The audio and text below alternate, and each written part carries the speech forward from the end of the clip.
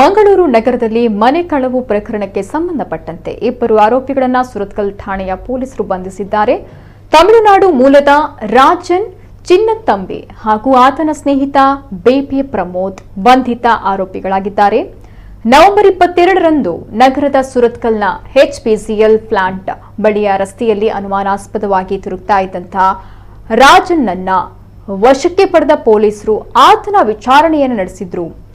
ಈ ವೇಳೆ ಆರೋಪಿ ಕುಳಾಯಿ ಕಾನ ಹೊಸವೆಟ್ಟು ಕಡಂಬೋಡಿ ಪ್ರದೇಶದಲ್ಲಿ 2021ರಲ್ಲಿ ಮನೆ ಕಳವು ಪ್ರಕರಣದಲ್ಲಿ 4 ಪ್ರಕರಣಗಳ ಚಿನ್ನದ ಒಡವೆಗಳನ್ನು ಕಳವು ಮಾಡಿದ ಬಗ್ಗೆ ಮಾಹಿತಿ ನೀಡಿದ್ದ.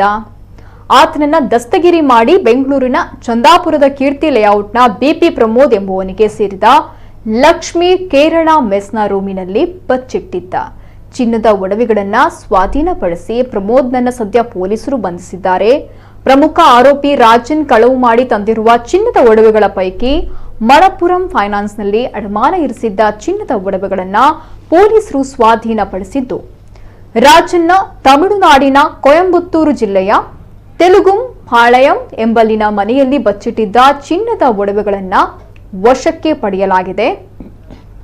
ಇನ್ನು ಬಂಧಿತ ಆರೋಪಿಗಳಿಂದ ಒಟ್ಟು 16,50,000 ರೂಪಾಯಿ ಮೌಲ್ಯದ 366.632 ಗ್ರಾಂ ಚಿನ್ನದ ಒಡವೆಗಳನ್ನ ಪೊಲೀಸರು ವಶಕ್ಕೆ ಪಡೆದುಕೊಂಡಿದ್ದಾರೆ.